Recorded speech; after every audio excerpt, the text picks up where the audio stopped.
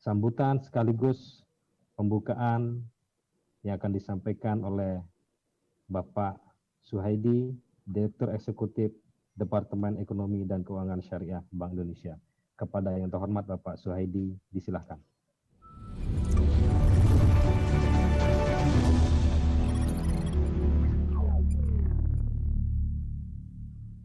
Assalamualaikum warahmatullahi wabarakatuh. Waalaikumsalam. Alhamdulillah wa bihi nasta'inu ala umrid dunya waddin wassalatu wassalamu ala asyrafil anbiya wal mursalin wa ala alihi wa sahbihi ajma'in. Amma ba'd. Yang saya hormati para narasumber yang alhamdulillah dapat berkenan hadir pada sore ini, yaitu Bapak Profesor Dr. Mansur Afifi, Ketua Dewan Pakar Masyarakat Ekonomi Syariah Nusa Tenggara Barat, Bapak Dr. Pongki Ariwijaya, Dosen Prodi Magister Manajemen Ekonomi Syariah, Pasca Sarjana UIN Mataram, rekan-rekan pimpinan kantor wilayah Bank Indonesia Nusa Tenggara Barat dan wilayah kawasan Timur Indonesia, Ibu Jardin, ini narasumber kita yang menyiapkan laporan ekonomi keuangan syariah Indonesia beserta timnya, dan dimohon masukan dari Bapak Ibu semua untuk penyempurnaan dan kelengkapannya di masa yang akan datang.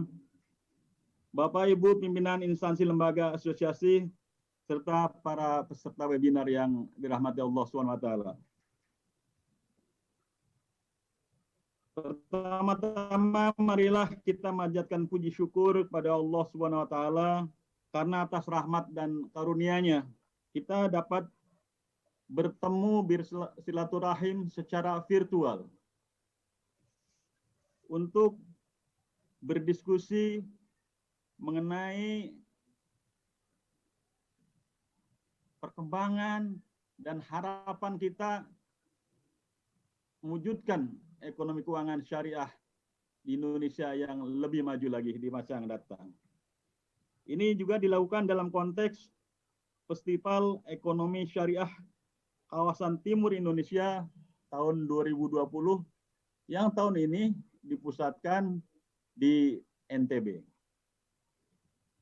Salawat dan salam kita aturkan kepada junjungan kita Nabi besar Muhammad Sallallahu Alaihi Wasallam atas teladan kepemimpinannya serta kepada keluarganya, sahabatnya, pengikutnya, dan kita semua hingga kita mendapatkan syafaat di yaumil akhir.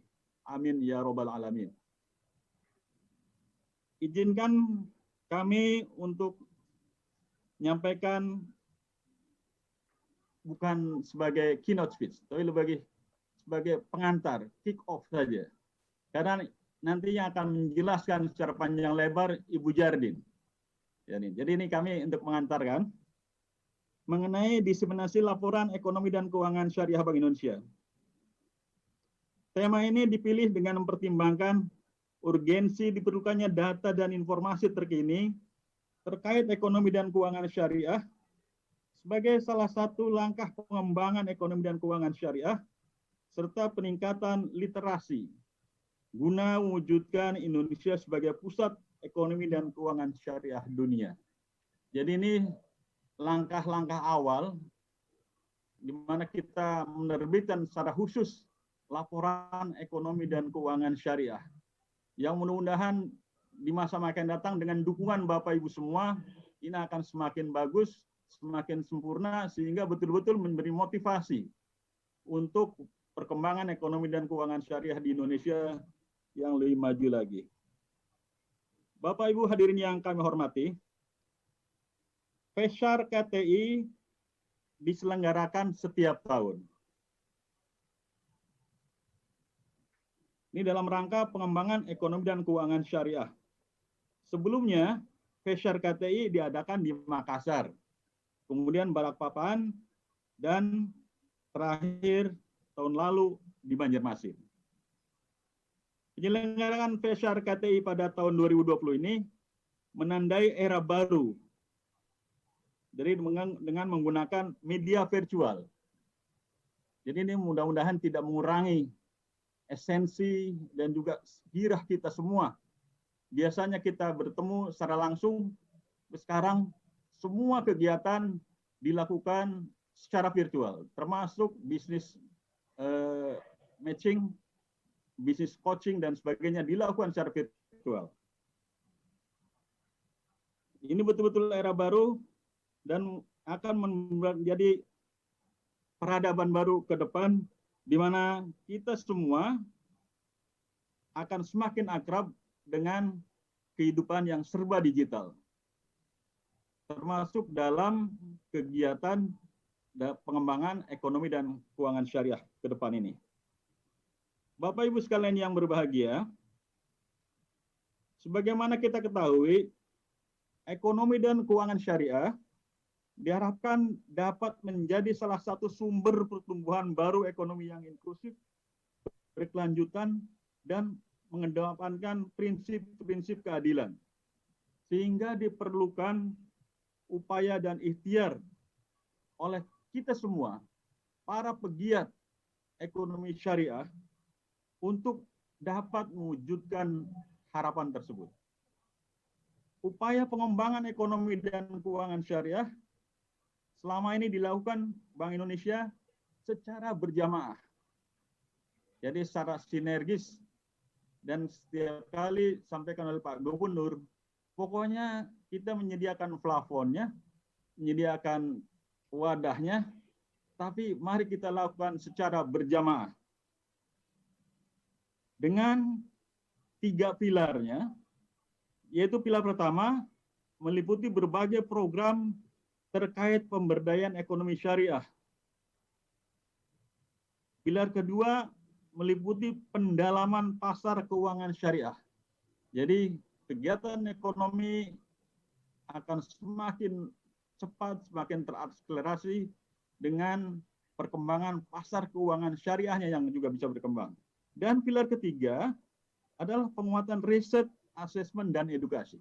Nah, inilah dalam kesempatan yang baik ini bagian dari diseminasi dari riset, diseminasi dari asesmen, dan sekaligus juga sebagai untuk pengembangan literasi pada masyarakat secara luas. Dapat disampaikan bahwa sampai dengan semester 1 tahun 2020, Bank Indonesia telah meluncurkan secara resmi, ini merupakan sejarah baru juga, yaitu Laporan Ekonomi dan Keuangan Syariah Bank Indonesia dan Indeks Literasi Ekonomi Syariah Nasional.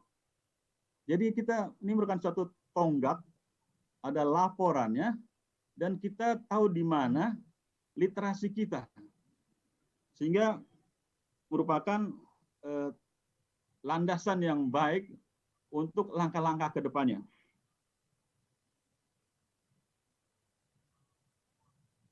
Dengan telah dikeluarkannya secara resmi laporan dan indeks literasi ekonomi syariah tersebut, diharapkan dapat menjadi salah satu referensi utama para pegiat ekonomi syariah terkait perkembangan terkini ekonomi dan keuangan syariah secara komprehensif. Bapak Ibu sekalian yang dirahmati Allah SWT, secara ringkas, perkembangan ekonomi dan keuangan syariah selama tahun 2019 menunjukkan kinerja yang memiliki daya tahan dengan potensi yang besar untuk terus berkembang ke depan. Dan mudah-mudahan ini juga memberikan inspirasi dorongan yang kuat pada kita semua bahwa ekonomi keuangan syariah merupakan solusi dari persoalan sekarang ini.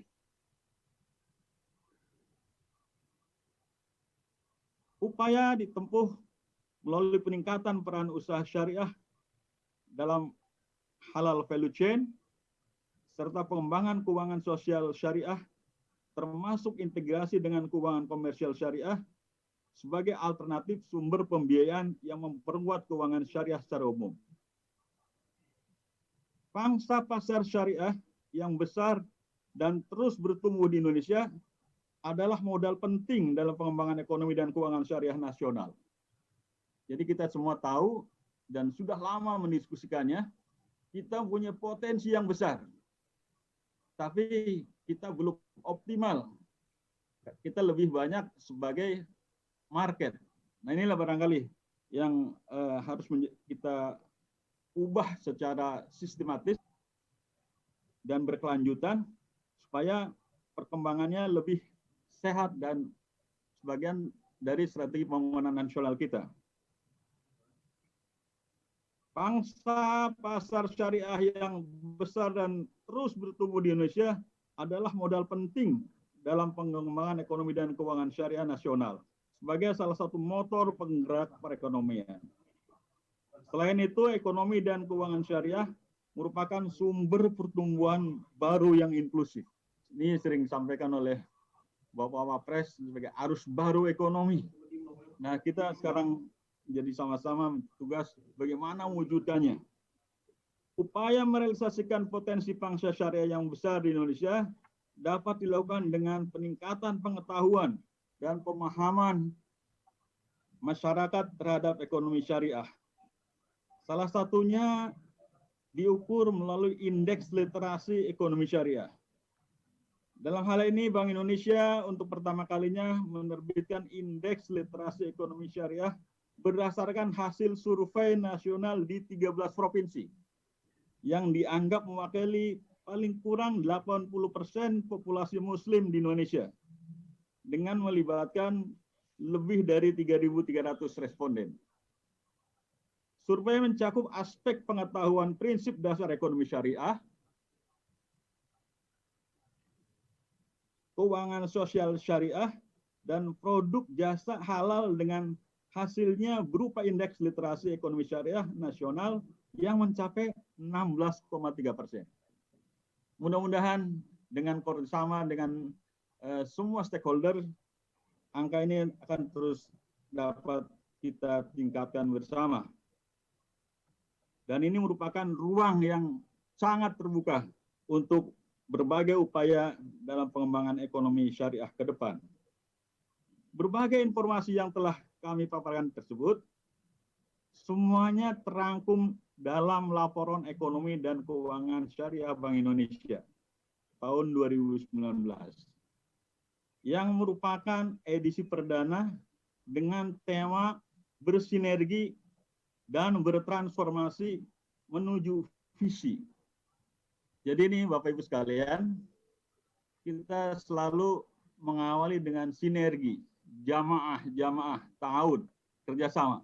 Jadi mudah-mudahan dengan semangat itu pula acara pada sore ini, dengan semangat tahun, semangat jamaah, semangat bersinergi, apa yang kita cita-citakan untuk mewujudkan ekonomi keuangan syariah sebagai pilar baru, topangan baru bagi ekonomi Indonesia dapat kita wujudkan bersama.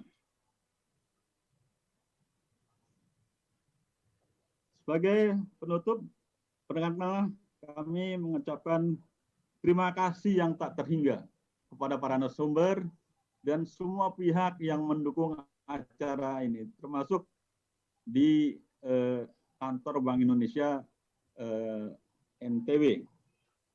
Dan apa yang kita lakukan saat ini akan terus dilakukan di masa yang akan datang, dan semangat jamaah, sinergi, dan tahun.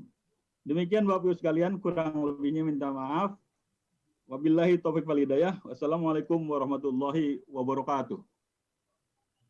Waalaikumsalam.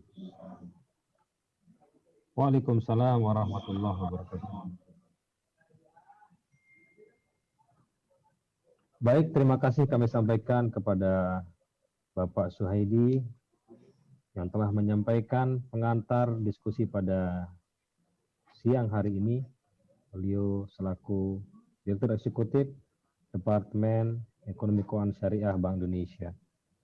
Baik Bapak Ibu narasumber serta seluruh pimpinan lembaga dan adik-adik, rekan-rekan mahasiswa, dan seluruh segenap peserta virtual meeting pada siang hari ini, semoga ikhtiar kita untuk menjadikan Indonesia dan mewujudkan Indonesia sebagai pusat literasi ekonomi dan keuangan syariah dunia melalui kegiatan seminar pada siang hari ini mendapatkan ridho dari Allah Subhanahu wa taala.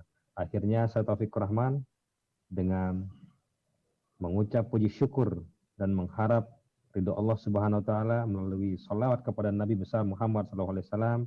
Mari sama-sama kita buka acara yang diikhtiarkan sebagai sinergi secara berjamaah untuk mewujudkan Indonesia sebagai pusat literasi dunia ini dengan sama-sama melafazkan Ummul Quran. Ala hazin niyah al-Fatihah. Selanjutnya untuk pendalaman dan tentu saja menyerap ilmu-ilmu yang akan disampaikan oleh para narasumber, diskusi ini akan dibawakan oleh moderator kita dan nantinya akan berdiskusi tentang pendalaman yang disampaikan oleh narasumber, yakni Bapak Dr. Pongki Aryo Wijaya MM. Kepada Bapak Dr. Pongki Aryo Wijaya MM kami persilahkan.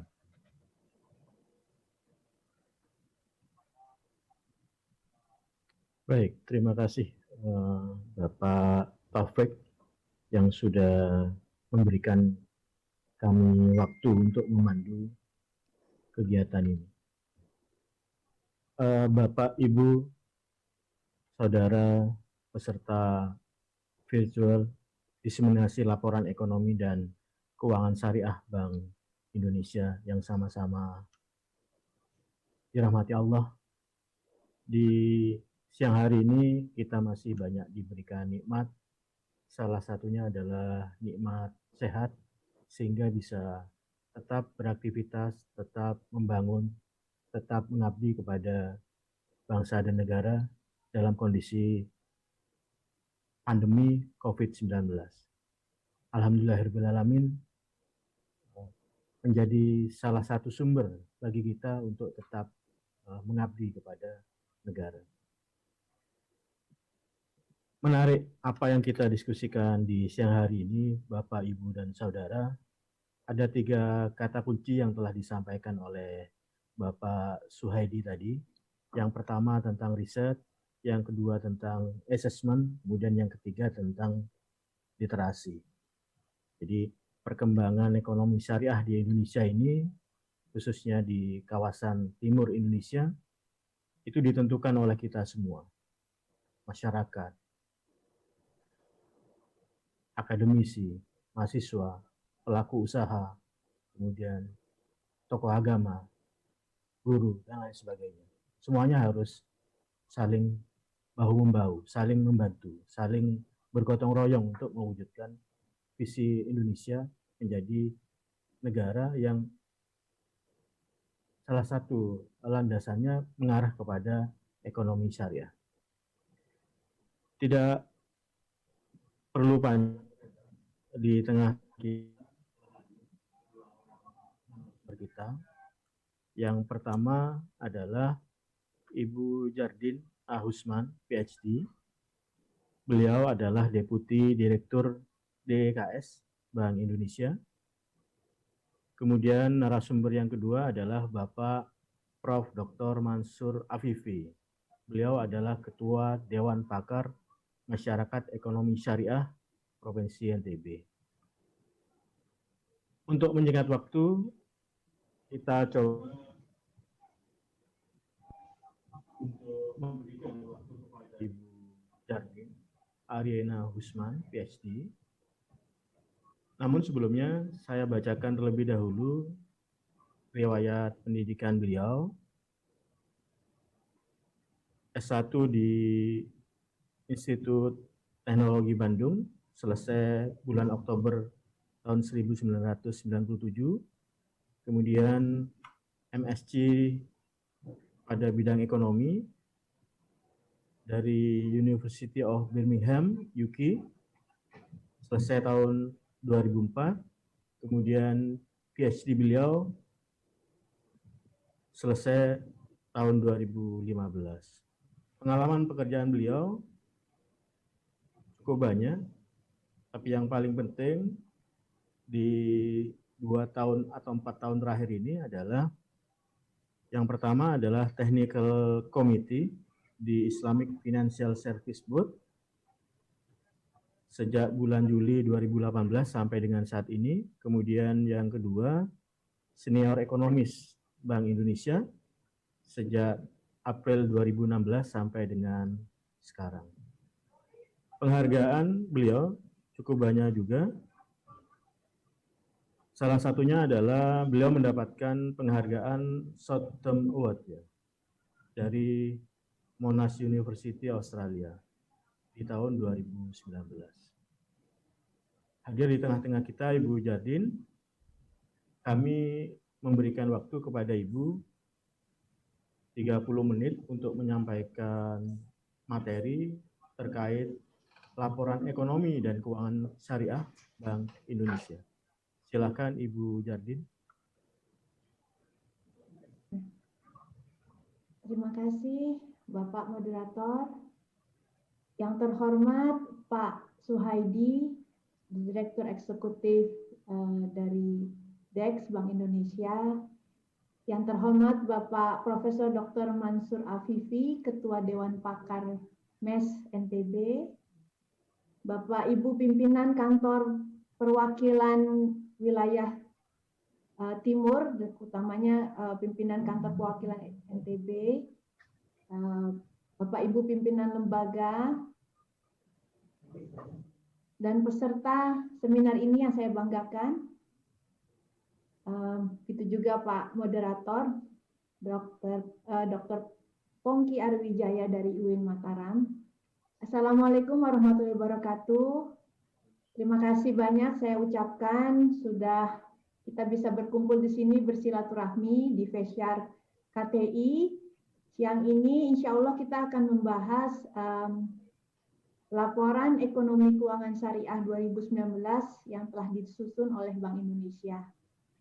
Untuk menyingkat waktu saya akan share, izinkan saya share.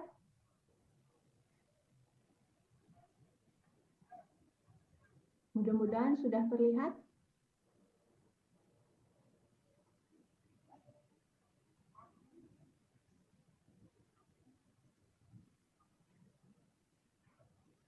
Ya.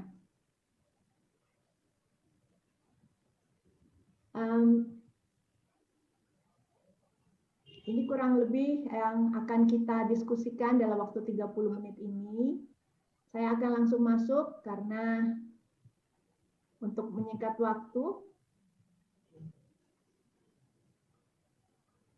Pertama-tama kami akan menyampaikan latar belakang kenapa Bank Indonesia menyusun laporan ekonomi keuangan syariah 2019. Yaitu merupakan salah satu upaya BI, Bank Indonesia, untuk menyampaikan informasi perkembangan terhadap tumbuh kembangnya ekonomi dan keuangan syariah nasional, dan juga untuk menginformasikan kepada masyarakat luas strategi dan apa-apa saja program yang telah dilakukan Bank Indonesia maupun yang kedepannya, bersinergi tentunya bersama pemerintah, kementerian, lembaga, instansi, dan stakeholder lainnya yang terkait untuk mengembangkan ekonomi dan keuangan syariah nasional. Laporan ini juga salah satu wujud dukungan Bank Indonesia terhadap proses transformasi ekonomi dan keuangan syariah nasional untuk dapat berperan aktif menjadi sumber pertumbuhan baru ekonomi yang inklusif dan juga berkesinambungan. Tujuan penyusunan laporan ini salah satunya juga insya Allah untuk dapat dimanfaatkan sebagai alat evaluasi dan juga perumusan kebijakan ekonomi dan keuangan syariah nasional Indonesia, khususnya dalam mencapai visi Indonesia maju oleh pemerintah dan bersama-sama ingin menjadi pusat ekonomi dan keuangan syariah di dunia. Indonesia memiliki potensi yang sangat besar, baik sumber daya manusia maupun sumber daya alam dan sumber daya lainnya, yang jika dioptimalkan dan kita bersinergi bersama-sama berkolaborasi, insya Allah kita bisa menjadi hub global hub untuk ekonomi dan keuangan syariah. Mungkin saya langsung masuk ke kira-kira gambaran isi dari laporan ekonomi dan keuangan syariah. Seperti tadi Pak Suhaidi sudah menyampaikan bahwa pada tanggal 20 Mei yang lalu, ini laporan ini sudah bisa diakses di website BI, di publikasi BI, di bagian laporan ekonomi dan keuangan syariah.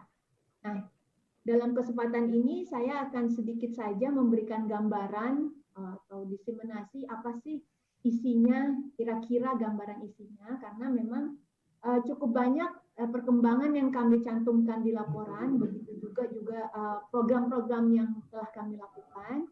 Nah, ini kira-kira gambaran apa yang ada di dalam laporan tersebut.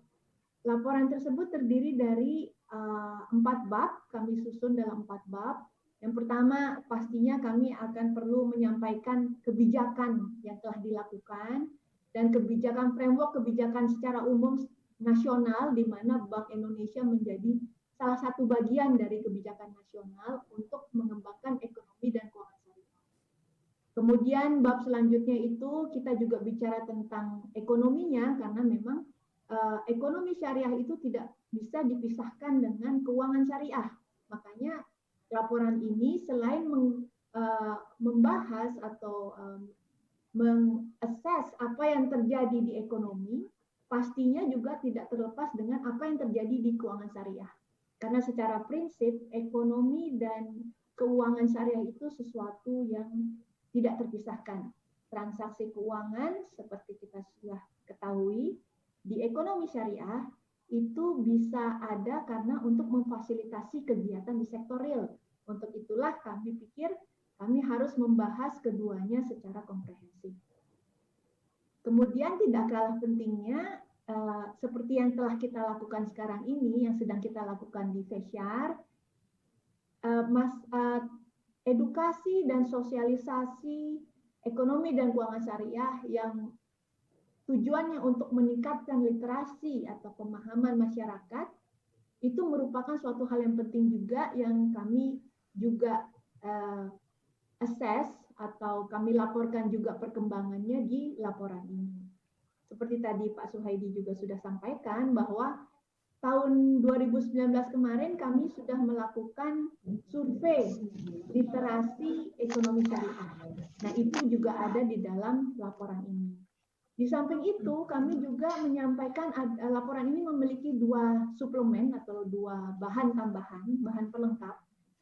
Yang pertama, kami menginformasikan gambaran secara komprehensif terhadap program pengembangan kemandirian ekonomi pesantren yang Bank Indonesia lakukan sebagai bagian utuh, bagian yang tidak terpisahkan dalam mengembangkan ekonomi syariah. Karena pesantren memiliki begitu banyak potensi sumber daya insani, kami di Bank Indonesia melihat dan di tataran nasional pun pemerintah sudah sangat paham terhadap peran penting pesantren dalam pengembangan ekonomi syariah. Untuk itulah kami juga melakukan program yang komprehensif dalam memberikan penguatan kepada kemandirian ekonomi pesantren. Laporan ini juga memiliki suplemen yang kedua, yaitu pemetaan terhadap usaha syariah atau usaha halal yang ada di Indonesia. Tentunya dalam upaya mengembangkan ekonomi syariah, yang pertama harus kita lakukan, kita harus tahu, tahu petanya apa yang ada di ekonomi syariah nasional. Usaha syariah yang memang sudah ada dan sudah berkembang, kita petakan dalam suatu survei nasional berdasarkan beberapa sektor utama. Ini gunanya untuk mengevaluasi dan juga untuk merumuskan kebijakan apa pengembangan yang akan dilakukan selanjutnya. Namun demikian, kami sangat menyadari bahwa di tahun 2020 ini banyak hal yang perlu dievaluasi kembali dengan adanya pandemi COVID ini. Seperti contohnya sekarang, kita sekarang tidak bisa bertemu langsung, tapi bertemu secara virtual. dan ada keterbatasan interaksi dalam hal fisik, interaksi fisik, pastinya akan menyebabkan beberapa penyesuaian, termasuk dalam peta usaha syariah itu sendiri. Karena di sini kami juga membahas bagaimana model bisnisnya, bagaimana interaksi antar sektor, itu juga pasti akan terpengaruh. Namun itu juga akan kami lakukan pastinya di tahun ini untuk mengakses apa yang terjadi, apa dampak COVID 2020. Tapi di laporan ini, karena ini laporan awal, menjadi titik dasar pemetaan awal usaha syariah apa saja yang sudah berkembang di Indonesia. Selanjutnya, secara ringkas, mungkin dalam kesempatan ini kita tidak akan membahas rinci secara detail isi masing-masing bab, ada 4 bab di sana. Mungkin saya akan sampaikan secara ringkas, nanti juga akan dibahas selanjutnya. Mudah-mudahan Profesor Dr. Mansur Afifi memiliki banyak masukan yang konstruktif bagi kami, karena memang ini laporan perdana. Jadi diskusi akan berkembang setelah itu tentunya. Nah, mungkin seperti untuk mendapatkan gambaran, kami mulai dari di ringkasan eksekutif pun kami mulai dari framework kebijakan yang diambil oleh Bank Indonesia. Dalam hal ini pada tahun 2017 yang lalu, Bank Indonesia bulan Juni sudah meluncurkan dan merumuskan blueprint pengembangan ekonomi dan keuangan syariah yang dilakukan oleh Bank Indonesia bersinergi bersama-sama pemerintah, kementerian, lembaga, dan stakeholder lainnya, baik nasional maupun internasional. Nah, kira-kira yang kami rumuskan itu diupayakan untuk dapat secara komprehensif memberikan mencakup semua aspek atau faktor yang bisa mempengaruhi pengembangan ekonomi dan keuangan syariah nasional. Tentunya untuk mencapai visi dalam mendukung terwujudnya Indonesia sebagai pusat ekonomi dan keuangan syariah dunia, bersama-sama bersinergi dengan stakeholder nasional. Nah, tadi Pak Suhaidi juga telah menyampaikan di dalam keynote speech beliau bahwa blueprint ini memiliki 3 pilar utama. Pilar pertama itu tentang pemberdayaan ekonomi syariah. Di dalamnya itu ada program kerja utama, khususnya dalam mengembangkan ekosistem halal value chain. Nanti kita akan bahas lebih lanjut apa yang dimaksud dengan ekosistem halal value chain. Selanjutnya, untuk dapat mengembangkan atau memberdayakan ekonomi syariah, tentunya kita membutuhkan dukungan keuangan syariah. Dalam hal ini, Bank Indonesia sebagai otoritas moneter dan makroprudensial itu mendukung dari sisi likuiditas, manajemen likuiditas keuangan syariah dalam melakukan pendalaman pasar, yang ujung-ujungnya diharapkan dapat mendukung dan mendorong pembiayaan syariah untuk kegiatan ekonomi. Nah, itu menjadi fokus di pilar kedua. Pilar kedua ini cukup unik karena kami sangat menyadari bahwa ekonomi syariah itu justru memiliki potensi yang sangat besar, keuangan syariah, bukan hanya dari sisi komersialnya, keuangan komersial, tapi juga dari sisi keuangan sosial, yaitu perangkat instrumen keuangan sosial seperti zakat, infak, sedekah, dan wakaf, yang justru menjadi potensi yang sangat besar dan pastinya instrumen yang sangat baik sebagai alternatif sumber pembiayaan untuk ekonomi syariah, tentunya dengan memperhatikan prinsip-prinsip penyaluran yang memang sudah diatur secara penuh baik di Quran maupun hadis. Itu sangat kami sadari dan kami perhatikan. Namun kami juga menyadari bahwa potensinya sangat besar.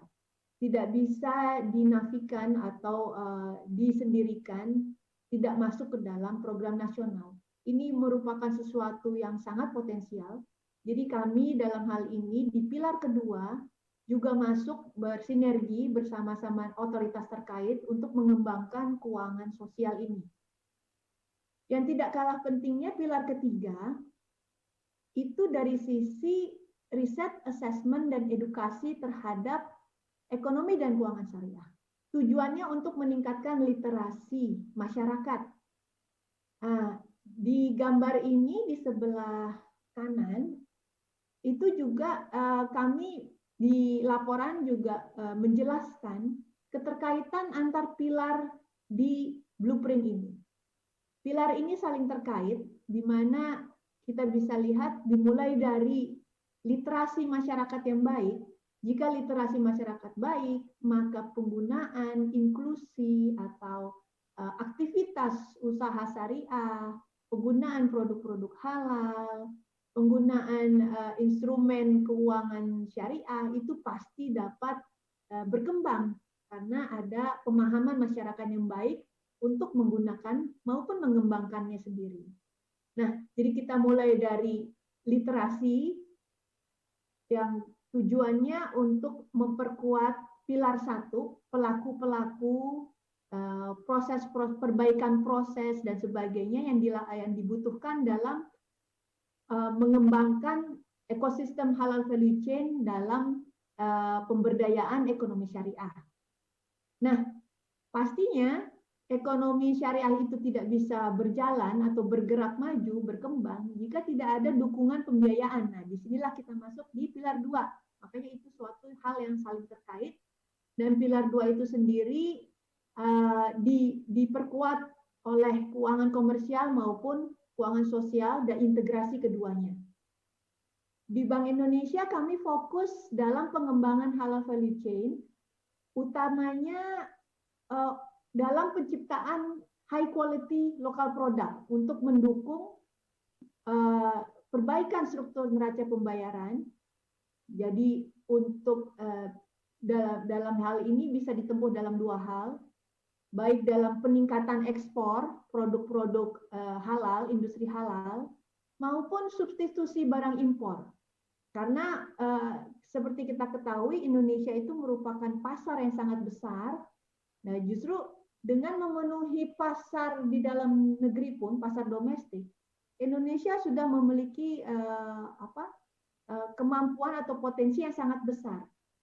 Jadi kita tidak hanya berorientasi ekspor, tapi utamanya justru berorientasi domestik untuk memenuhi kebutuhan pasar domestik agar tidak hanya menjadi sasaran pasar dari produk luar negeri yang ingin masuk dan bahkan bisa kalau kita tidak kembangkan lebih lanjut, itu jangan sampai produk luar yang mendominasi pasar halal kita. Nah, inilah tujuannya. Dan tentunya ekonomi syariah itu bersifat inklusif untuk semua lapisan masyarakat. Inilah yang membuat harapannya sumber pertumbuhan baru dari ekonomi syariah ini bisa menghasilkan pertumbuhan yang inklusif dan berkesinambungan bagi perekonomian nasional. Selanjutnya, laporan ini juga pastinya membahas tentang apa yang terjadi perkembangan selama tahun 2019. Di laporan ini kami bahas secara cukup menyeluruh bahwa ekonomi Indonesia itu sebagai perekonomian yang terbuka pastinya tergantung juga terdampak dari perkembangan apa yang terjadi di ekonomi global. Dalam hal ini penurunan aktivitas ekonomi global pasti kurang lebih sedikit banyak akan mempengaruhi perkembangan ekonomi nasional. Namun di sini kita bisa lihat sejalan dengan perekonomian secara keseluruhan, perekonomian domestik Indonesia masih berdaya tahan, tumbuh dengan cukup kuat, dengan dukungan pastinya sinergi dari bauran kebijakan yang dilakukan bersama-sama dalam kebijakan nasional. Dalam hal ini kami juga laporkan di dalam laporan kami sinergi bauran kebijakan Bank Indonesia. Dalam hal ini Bank Indonesia memiliki bauran kebijakan dari 3 kebijakan utama, yaitu kebijakan moneter, kebijakan makroprudensial, dan kebijakan sistem pembayaran, yang didukung oleh kebijakan pendalaman pasar, kebijakan internasional, ekonomi dan keuangan regional, dan tentunya yang tidak kalah pentingnya yang justru menjadi fokus laporan ini ialah kebijakan ekonomi dan keuangan syariah. Bank Indonesia melihat potensi ekonomi dan keuangan syariah itu sangat besar, sehingga masuk dalam bauran kebijakan Bank Indonesia dalam menjalankan mandatnya mencapai tujuan menjaga kestabilan nilai rupiah. Bersama-sama bersinergi dengan kebijakan fiskal dan kebijakan struktural dalam bauran kebijakan nasional. Nah, mungkin kita bisa masuk lebih lanjut ke ekonomi dan keuangan syariahnya sendiri. Dalam laporan ini kami laporkan bahwa di dalam sektor prioritas halal value chain yang merupakan bagian dari fokus kebijakan pengembangan yang dilakukan oleh Bank Indonesia. Jadi sektor halal itu sangat banyak, tapi dalam tahap awal Bank Indonesia fokus ke dalam 4 sektor di dalam HVC itu, yaitu sektor pertanian, sektor makanan dan minuman halal, kemudian juga sektor fashion muslim, dan pariwisata ramah muslim. Termasuk juga kami ikut mendorong, namun belum cukup kuat, belum cukup banyak program kami. Kami juga akan mengembangkan sektor energi baru dan terbarukan, karena itu memang sesuai dengan prinsip syariah untuk menjaga sustainability lingkungan dan juga sumber daya, sangat sesuai dengan prinsip syariah. Nah, itulah yang menjadi fokus dalam pengembangan ekonomi syariah di halal value chain. Nah, di laporan ini kami juga melakukan assessment bahwa kinerja keuangan syariah selama 2019 meskipun cukup baik dari sisi industri maupun dukungan pemerintah, tapi masih ada gap. Maksudnya masih tidak semua kebutuhan ekonomi syariah itu bisa dipenuhi oleh keuangan syariah. Jadi potensinya yang sangat besar itu tidak bisa sepenuhnya difasilitasi dari keuangan syariah. Jadi masih ada gap di sana. Disitulah kita perlu bersama-sama bersinergi mengembangkan dan memperkuat keuangan syariah ini bersama-sama otoritas lain. Tentunya Kementerian Keuangan, Otoritas Jasa Keuangan, lembaga pembiayaan, lembaga penjamin simpanan, maksud kami, dan anggota Komite Nasional Ekonomi Keuangan Syariah lainnya, itu perlu bersinergi untuk menutup gap kebutuhan yang memang masih terjadi. Tapi ini bukan sesuatu hal yang bisa kita lihat dengan kacamata pesimis, karena memang sebetulnya potensinya masih sangat besar, sehingga optimalisasi masih luas untuk dapat dilakukan. Nah, disinilah kita perlu sinergi kebijakan XR, baik dari Bank Indonesia maupun bersinergi bersama kebijakan XR nasional, untuk selanjutnya mencapai prospek yang lebih baik di 2020. Namun seperti kita sadari, memang pasti akan lagi-lagi kita harus menyadari dampak pandemi COVID ini tentunya. Nah, itu akan dibahas lebih lanjut, meskipun waktu penulisan laporan keuangan syariah ini sendiri, yaitu di triwulan pertama, pandemi COVID memang belum terlalu merebak, jadi kami hanya membahas tidak terlalu banyak di dalam laporan ini, karena memang laporan ini lebih melaporkan apa yang terjadi di 2019 dan hanya melihat prospek secara umum di tahun 2020. Dan saat itu kami masih fokus terhadap sinergi kebijakan ekonomi keuangan syariah nasional di 4 sektor halal value chain itu, yang pastinya akan membutuhkan beberapa penyesuaian program untuk menghadapi pandemi COVID. Ini suplemen yang pertama, yang di sini tentang program kemandirian ekonomi pesantren. Mungkin saya bisa skip dulu. Selanjutnya ini tentang di suplemen kedua, seperti yang sudah kami jelaskan, kami melakukan pemetaan terhadap usaha syariah, terhadap usaha halal. Survei ini dilakukan di 10 kota besar di Indonesia, dan untuk beberapa sektor ini bisa dijadikan sebagai salah satu evaluasi strategi ke depan, dan ini pastinya harus memang kita gali lebih lanjut lagi dan mengevaluasi penyesuaian apa yang harus dilakukan ke depannya.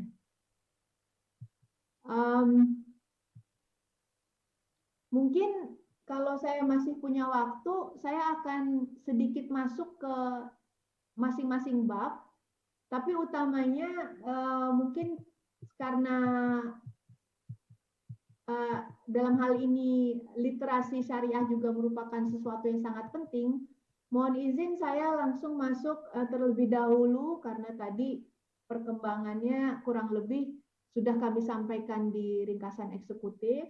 Dalam kesempatan ini, karena ini juga merupakan survei literasi literasi ekonomi syariah pertama yang kami lakukan di tahun 2019, mohon izin kita dalam hal ini fokus dulu ke dalam bab 4 ada subbab yang khusus tentang membahas literasi ekonomi syariah.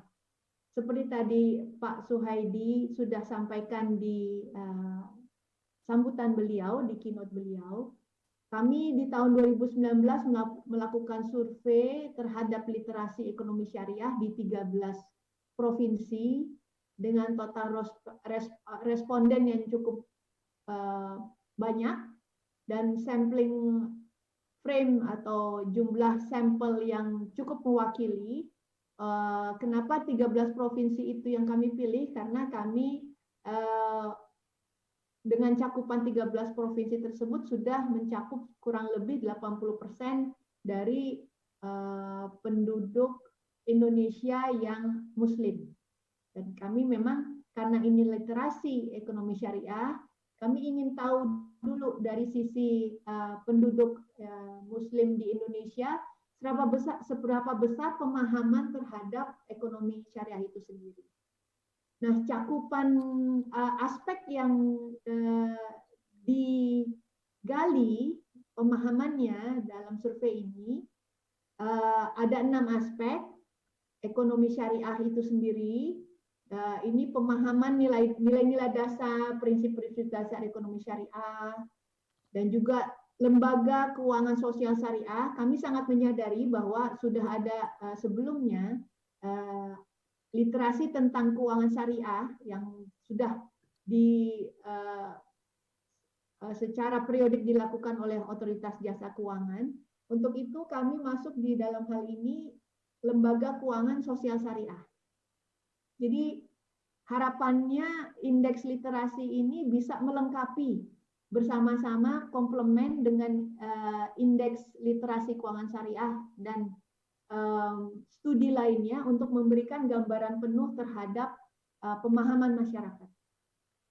Kemudian aspek selanjutnya ialah tentang pemahaman masyarakat terhadap produk dan jasa halal. Ini suatu hal yang sangat penting. Bagaimana masyarakat, aspek selanjutnya yaitu untuk pengelolaan keuangan secara syariah, ini juga untuk mempelajari behavior atau perilaku masyarakat, karena dalam mengembangkan ekonomi dan keuangan syariah, kita harus paham terhadap perilaku masyarakat Indonesia itu sendiri. Untuk itu, di sini juga dilakukan aspek tersendiri. Aspek kelima kemampuan numerik maksudnya apa? Ini untuk menggali lebih dalam lagi bagaimana masyarakat itu melakukan perencanaan, melakukan perhitungan keuangan, apakah sudah sesuai dengan prinsip syariah. Nah, ini juga malah agak lebih dalam memang, bagaimana menghitung zakat dan bagaimana memilih barang-barang produk halal, apakah mempertimbangkan nilai syariah. Nah, itu pasti ada pertimbangan tertentu. Kami ingin juga menggali dari sisi itu dan juga melihat sikap terhadap masa depan. Secara umum, seperti Pak Suhaidi juga telah sampaikan, indeks literasi yang dicapai pada tahun 2019 adalah 16,3%. Maksudnya apa? Maksudnya ialah dari 100 penduduk Muslim yang kami survei, 16 orang itu memiliki pemahaman yang well literated. Maksudnya well literated. Mohon maaf Bu Jardin. Ya. Mohon maaf Bu Jardin. Waktu tersisa 5 menit lagi. Baik, terima kasih Pak Moderator. Bahwa pemahaman yang cukup baik, yang well literated, paham terhadap apa yang dia lakukan dan juga sudah mulai inklusi dalam hal ini menggunakan dan menjalankan prinsip-prinsip yang sudah dipahaminya. Itu kira-kira karena waktunya juga sudah habis, mungkin nanti kita bisa bahas lebih lanjut pada saat diskusi karena memang isinya cukup komprehensif.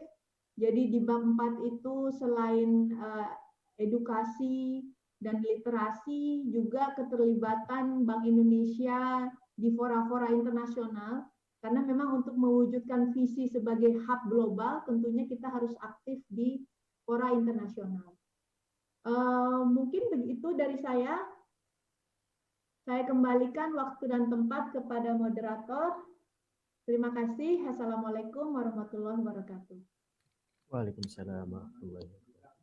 Baik, terima kasih kepada Ibu Jardin Ahusman PhD yang telah menyampaikan pencerahan terkait dengan laporan ekonomi dan keuangan syariah Bank Indonesia. Nanti Bapak Ibu peserta virtual, kita akan gali lebih dalam lagi di waktu sesi tanya jawab. Baik, kita beranjak ke materi inti yang kedua. Telah hadir bersama-sama kita semua Bapak dan Ibu peserta virtual. Bapak Profesor Dr. Mansur Afifi. Beliau adalah Ketua Dewan Pakar MES Provinsi Nusa Tenggara Barat. Sebelum saya berikan waktu 30 menit kepada beliau, saya bacakan singkat beliau. Nama Prof. Dr. Mansur Afifi, tempat dan tanggal lahir Lombok Tengah 10 April 1968. Pekerjaan beliau adalah PNS dosen di Fakultas Ekonomi dan Bisnis Universitas Mataram.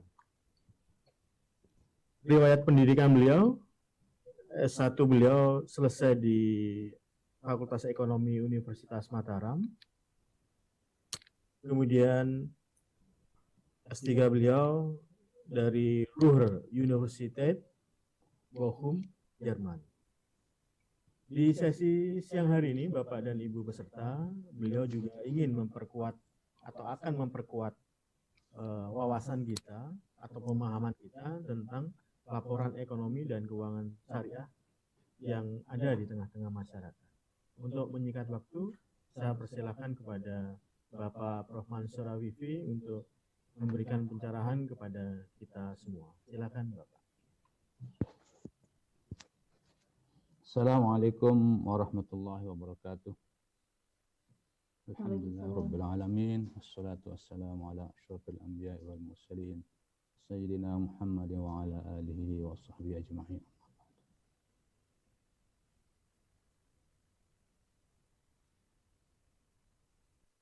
Eksekutif Departemen Keuangan Ekonomi Syariah, Ibu Yardin Husma, Deputi Direktur Departemen Ekonomi dan Keuangan Syariah Bank Indonesia, Bapak-Bapak Kepala Kantor Perwakilan BI di wilayah kawasan Timur Indonesia, Bapak Moderator, para peserta webinar yang dirahmati Allah insyaallah. Pada sore hari ini, di sini sudah sore Bapak-Bapak, izinkan saya menyampaikan sedikit tentang kondisi literasi ekonomi dan keuangan syariah, terutama di Nusa Tenggara Barat dan juga di kawasan timur Indonesia. Tadi sudah, ini share screen-nya sudah bisa. Oke, saya pakai sendiri ya. Oke, baik.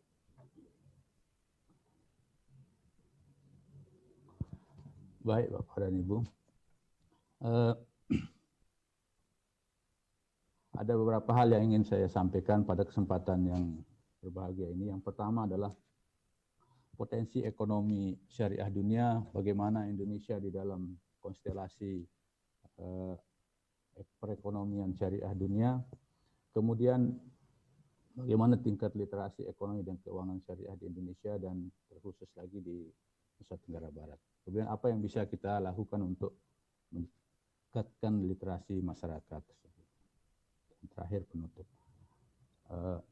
Bapak dan Ibu dan saudara-saudara sekalian, kalau kita lihat potensi ekonomi syariah global itu yang jumlahnya sekitar 2,2 triliun dolar. Ini artinya sudah 2 kali, bahkan lebih dari 2 kali besarnya PDB Indonesia. PDB Indonesia itu sekitar 11.000 triliun, ya kurang dari 1 triliun dolar. Ini yang terdiri dari, seperti juga tadi sudah dijelaskan oleh Ibu Yardin, bahwa potensi halal ini terdiri dari makanan, pakaian, kemudian pariwisata, kemudian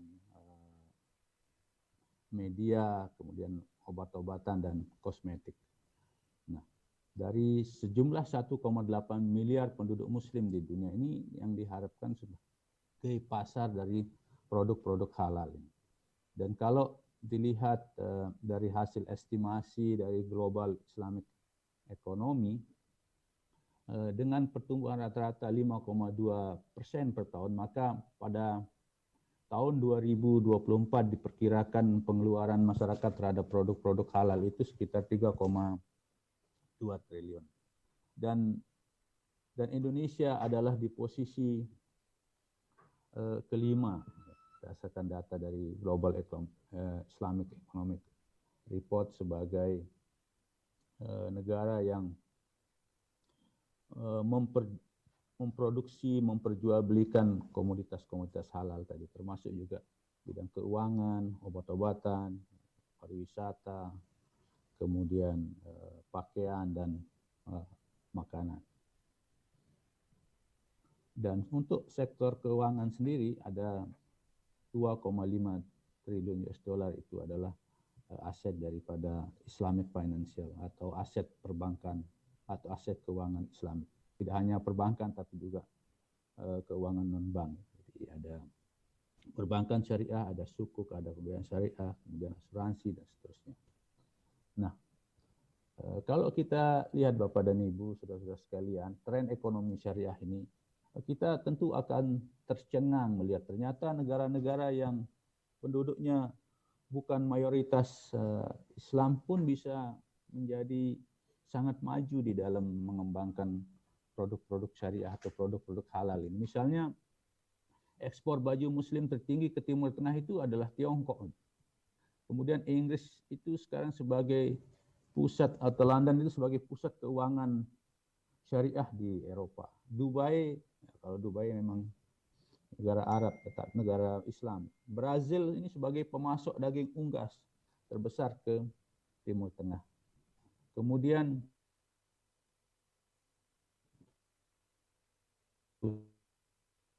halal. Kemudian begitu juga dengan Jepang. Dia ingin menjadi kontributor industri halal di dunia. Dan Thailand juga sama, memiliki visi yang sama, memiliki cita-cita ingin menjadi dapur halal dunia. Dan Malaysia juga lebih dulu dari kita.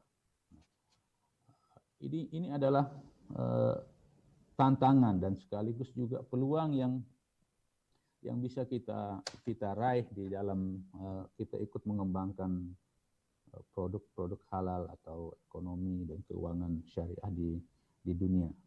Dan Indonesia pada saat ini berada di posisi secara agregat tadi di posisi kelima di bawah Malaysia. Dan khusus untuk negara pengekspor produk-produk halal ke negara-negara organisasi kerjasama Islam, Indonesia ada di urutan yang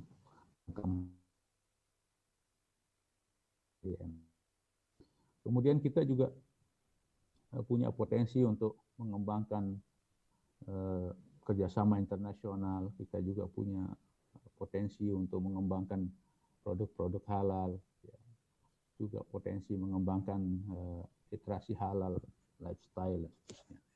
Jadi ini adalah gambaran potensi yang bisa kita raih untuk mengembangkan ekonomi kita atau memperbaiki taraf hidup masyarakat di Indonesia. Dan kita juga memiliki misalnya di bidang pendidikan ada 78.156 jumlah institusi pendidikan yang berbasis Islam di Indonesia. Ada 25.000, hampir 26.000 pondok pesantren di Indonesia dengan 3,9 juta santri yang berada di Indonesia. Nah, ini potensi dari segi tadi komoditas dan juga sumber daya manusia. Saya kira Indonesia lah yang paling besar di dunia, dan sebagai penduduk muslim terbesar di dunia, maka Indonesia menjadi negara dengan potensi yang paling besar. Tapi ternyata kita tadi masih di urutan kelima kalau dibandingkan dengan Malaysia, kita masih jauh ya, yang penduduknya hanya tidak sampai 50 juta di Malaysia. Nah, tetapi meskipun demikian Bapak dan Ibu, kita bisa melihat tren yang menggembirakan di dalam posisi Indonesia dalam percaturan global Islamic Economic. Berdasarkan data dari Global Islamic Economic Indicators, itu Indonesia dari 2017 pada posisi ke-11, maka pada tahun 2019 ini posisi Indonesia ada di urutan yang kelima, di bawah Malaysia, Bahrain, dan Uni Emirat Arab. Jadi ada perkembangan yang menggembirakan selama malah kan yang sangat fantastis ini dari tahun 2018 sampai ke 2019, dalam 1 tahun kita bisa melewati banyak negara. Dan itulah sebabnya Indonesia menganggap penting potensi ini untuk dioptimalkan dengan membuat master plan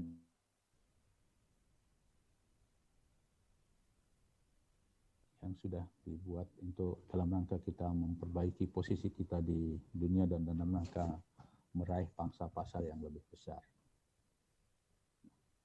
Nah, seperti tadi disampaikan oleh Ibu Jardin bahwa potensi yang besar itu tidak akan bisa kita raih kalau kondisi sumber daya manusia kita yang sebagai pelaku ini tidak memiliki literasi, tidak memiliki pengetahuan tentang itu.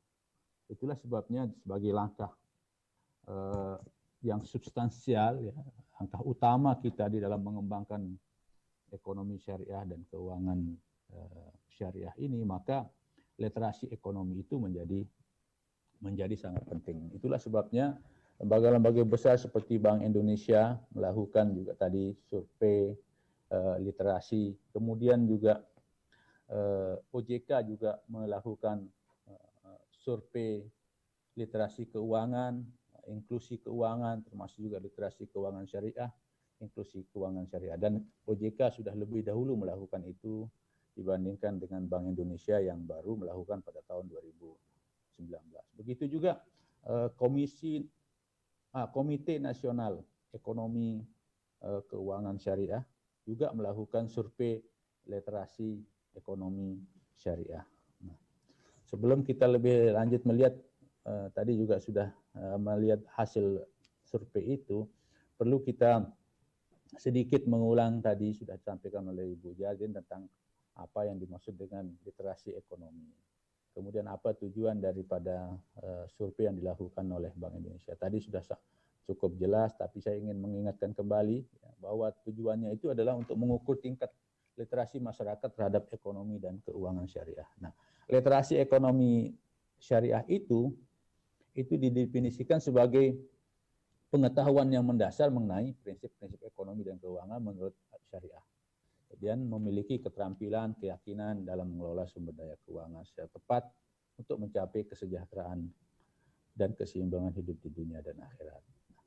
Nah, ini tadi juga sudah disampaikan dan saya pikir ini saya ingin sedikit mengulang saja bahwa respondennya itu ada 3.312 dan dilakukan di 13 provinsi. Dan ini adalah aspek-aspek yang disurvei. Nah, kemudian yang dilakukan oleh OJK itu adalah survei literasi keuangan.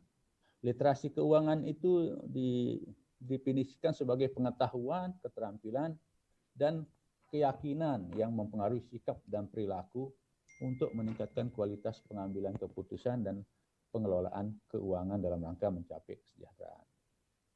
Jadi di sini ada sikap dan ada perilaku.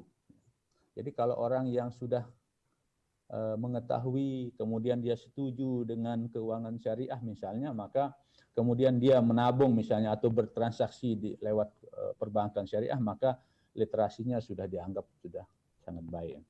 Sedangkan inklusi keuangan adalah ketersediaan akses pada berbagai lembaga, produk dan layanan jasa keuangan dan kemampuan masyarakat di dalam meningkatkan kesejahteraan. Nah, kalau kita perbandingkan Bapak dan Ibu, sebenarnya beda-beda tipis ini antara yang dilakukan oleh OJK dan yang dilakukan oleh Bank Indonesia. Ya. Kalau tadi ada definisi pengetahuan, OJK juga sama, pengetahuan, keyakinan, sikap, ya, dan praktis atau attitude atau ya, behavior gitu, dalam meningkatkan keputusannya pengelolaan keuangan. Nah, KNEKS juga menggunakan perspektif pengelolaan keuangan personal bagi individu dan keluarga muslim untuk menilai tingkat literasi ekonomi syariah dari masyarakat. Saya pikir ini tujuannya sama untuk memetakan bagaimana tingkat pemahaman, tingkat persepsi dan perilaku. Nah, perbedaan teknis ini misalnya Bank Indonesia melakukannya di 13 provinsi dengan mengambil 80% penduduk muslim sebagai respondennya. Sedangkan OJK itu melakukan di 34 provinsi dan tanpa membedakan agama.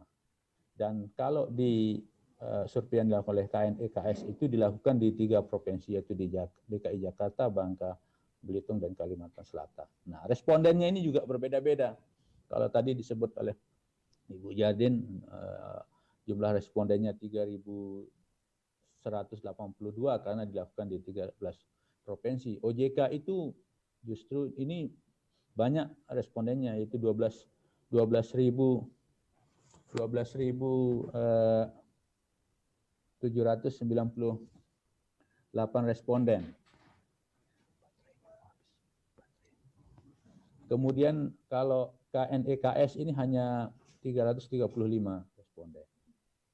Nah, ini ada kategori respondennya, samplingnya, kemudian metodologi dan hasilnya Pak dan Ibu seperti tadi sudah disampaikan. Kalau berdasarkan hasil survei dari Bank Indonesia, maka angka indeks literasinya itu adalah 16,3. Artinya 16 dari sampel sebanyak itu 16,3% itu masuk dalam kategori sangat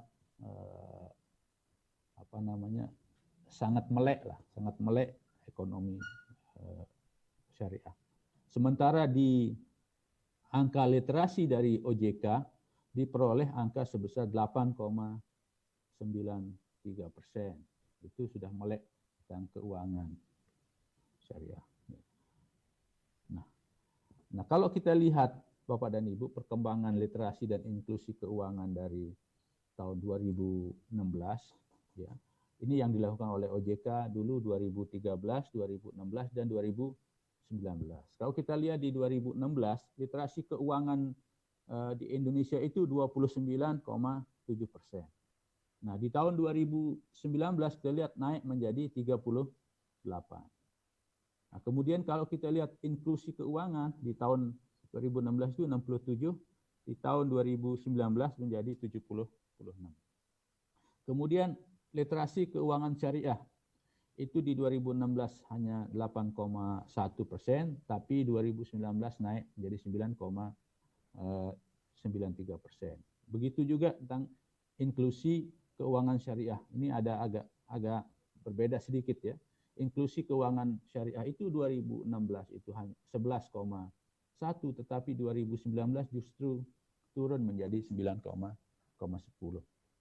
Nah, sebagian besar itu literasi ekonomi yang tentunya tingkat pemahaman masyarakat tentang literasi keuangan itu adalah di perbankan yang paling besar.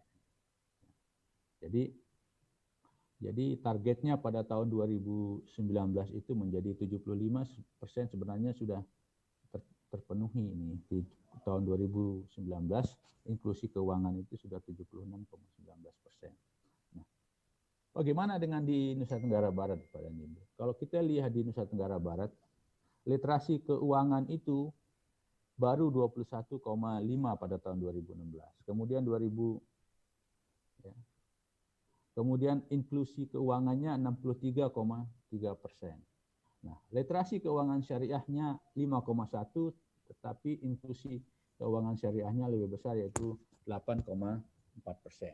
Nah, bagaimana dengan provinsi-provinsi yang lain? Kalau kita lihat tahun 2016, hasil dari literasi dan inklusi keuangan di Indonesia, maka 10 yang terbawah itu adalah dari kawasan timur Indonesia, mulai Sulawesi Utara, Sulawesi Tengah, Selatan, Tenggara, Gorontalo, Sulawesi Barat, Maluku, Maluku Utara, Papua Barat, dan Papua. 10 terbawah itu adalah dari kawasan timur Indonesia. Nah, bersyukurnya NTB agak di atas. Jadi di NTB ini juara ya di kawasan timur Indonesia. Ya.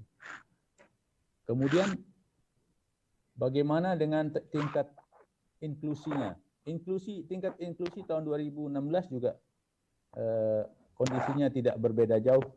NTB sudah berada di posisi 63,3%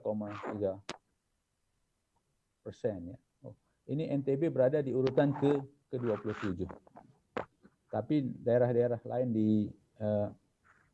di kawasan timur juga banyak yang masih di bawah. Nah, ini kita lihat Bapak dan Ibu, kalau kita lihat khusus tentang literasi keuangan syariah, NTB itu ada di urutan ketiga nasional pada tahun 2019. Jadi posisinya naik. Kalau tahun 2016 tadi ada masih jauh, tapi 2019 sudah naik menjadi 22,05%, berada di posisi ketiga. Nah, ini yang saya sebut tadi Bapak dan Ibu, khusus untuk keuangan syariah, maaf tadi saya keliru melihat datanya. Ini sebagian besar yang di bawah-bawah ini adalah kawasan timur. Ya. Maluku Utara, Gorontalo, Sulawesi Tenggara, Sulawesi Barat, NTT, dan Sulawesi Utara itu ada di urutan-urutan yang bawah pada tahun 2019. Ya. Nah, kemudian inklusi keuangan syariah di NTB itu ada di urutan ke-6, ya, 16,27%.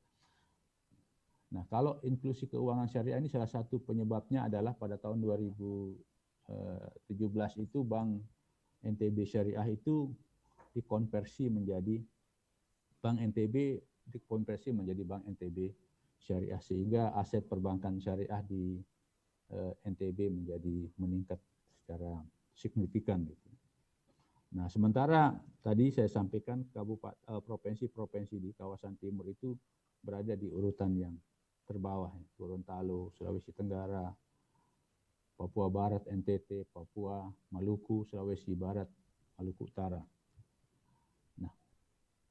Nah, yang menarik adalah 10 provinsi dengan nilai aset terbesar perbankan syariah itu NTB di urutan ke-8 pada tahun 2019. Dan di tahun 2020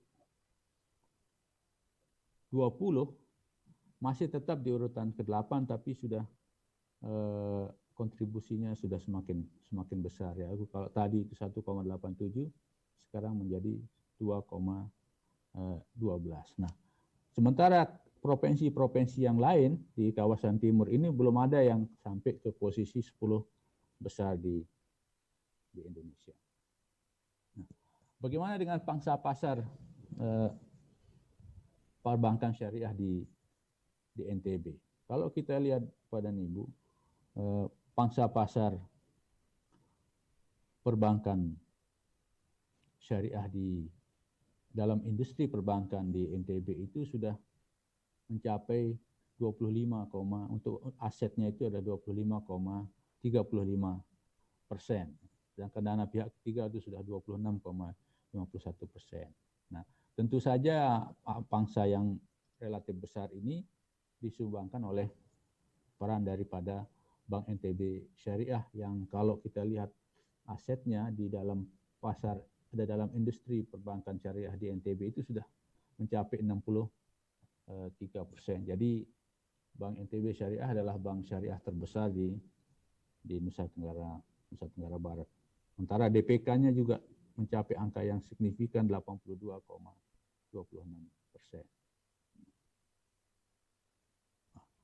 Lalu potensi yang besar itu tentu saja akan bisa dioptimalkan atau akan bisa diefektifkan kalau kita memiliki tingkat literasi keuangan yang baik. Itulah sebabnya pemerintah membuat satu strategi nasional literasi keuangan yang dulu pertama kali diresmikan pada tahun 2013. Dan itu adalah menjadi pedoman bagi lembaga terutama OJK dan lembaga jasa keuangan untuk mempercepat pencapaian literasi keuangan masyarakat.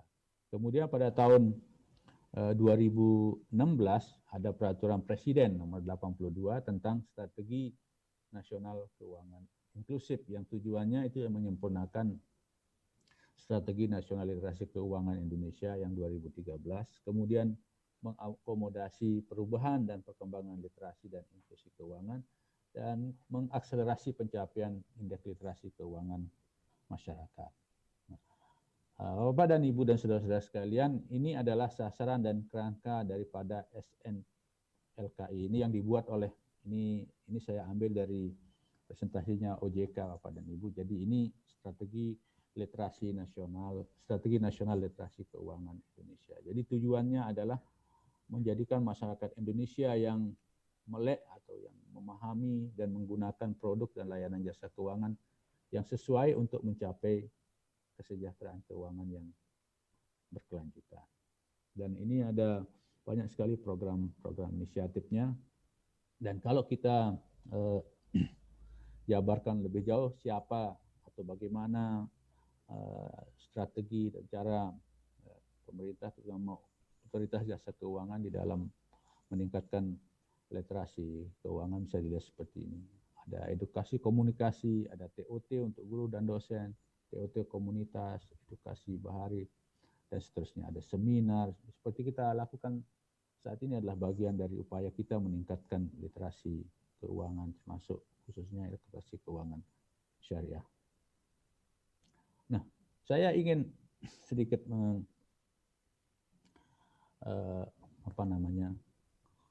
memberikan sebagai penutup gitu ya, bahwa seperti apapun potensi itu, kalau kita tidak paham, itu kita tidak akan bisa memanfaatkannya. Oleh karena itu, saya anggap atau kita menganggap bahwa upaya-upaya untuk meningkatkan literasi masyarakat tentang keuangan dan produk-produk syariah itu menjadi sangat penting.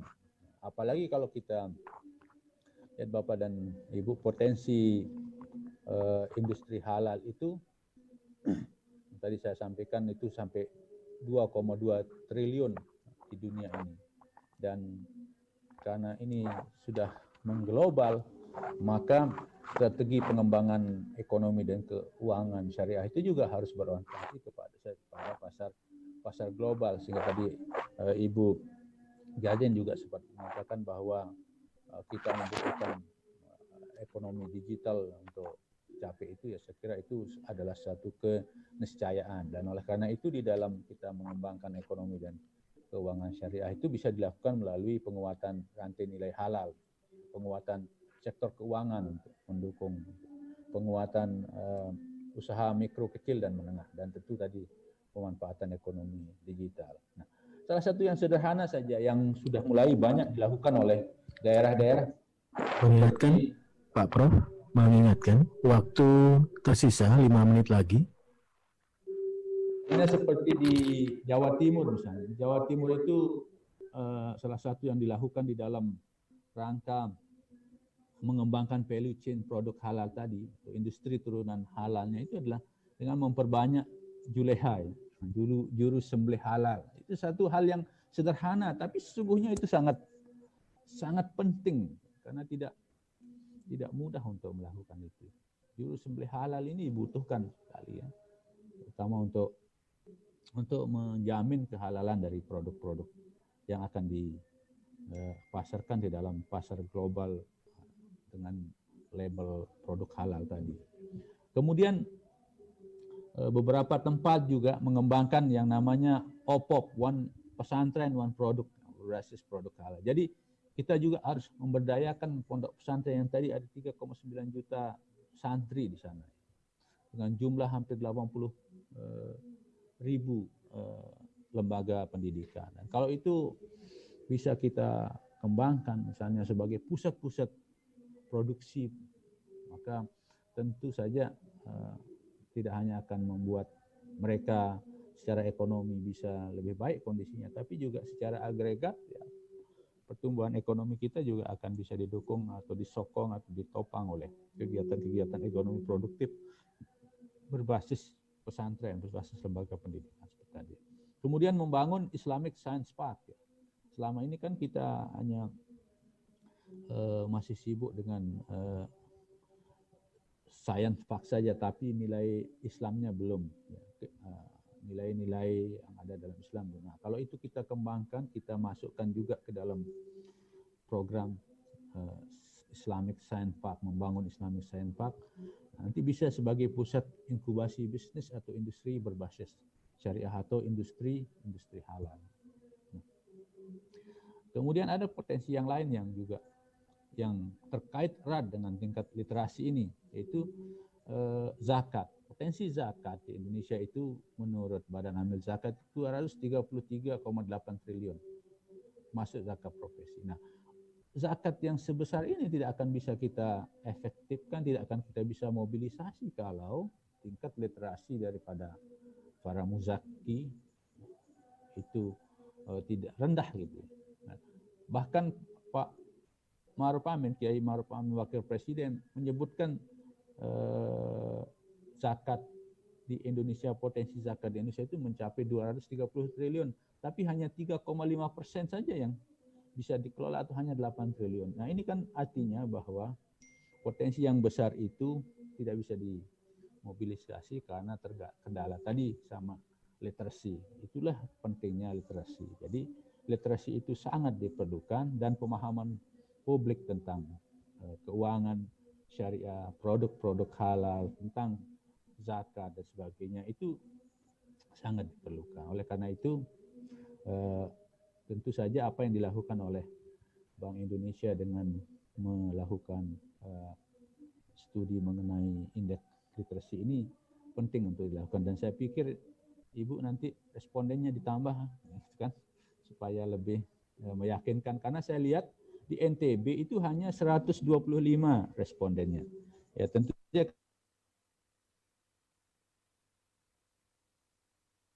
panjang tentang, mungkin kalau lebih bagus kan lebih banyak lebih baik, sehingga tingkat representasinya lebih tinggi. Saya kira itu yang dapat saya sampaikan. Bapak dan Ibu, terima kasih atas perhatiannya. Assalamualaikum warahmatullahi wabarakatuh. Waalaikumsalam. Baik, terima kasih Pak Prof. Mansur Afifi yang sudah memberikan kita pencerahan. Beliau banyak membahas tentang literasi dan inklusi di Indonesia, khususnya di kawasan timur Indonesia, dan juga beliau konsen pada literasi di Provinsi Nusa Tenggara Barat. Menarik beberapa program yang telah dijalankan oleh beberapa provinsi, termasuk tadi disinggung oleh beliau adalah Juleha, Juru Sembelih Halal. Juleha ini SDM di NTB itu juga sudah cukup banyak memiliki Juleha. Mereka tersertifikasi bagaimana cara menyembelih hewan sapi maupun kambing secara halal. Menarik apa yang disampaikan oleh Prof. Mansur Afifi. Untuk kedua narasumber kita di siang hari ini, Bapak dan Ibu peserta, kita beri aplaus yang cukup meriah. Kita masih punya waktu 20 menit lagi, Bapak dan Ibu peserta virtual di siang hari ini, yang kita khususkan untuk sesi tanya jawab, dan kami ingin Bapak dan Ibu peserta webinar bisa bertanya di kolom pertanyaan dan jawaban. Nanti akan kita sampaikan ke Bapak dan Ibu narasumber, atau juga melalui chat yang tersedia. Di kolom pertanyaan dan jawaban ada 2 orang pertanyaan, Ibu Jardin dan Prof. Mansur.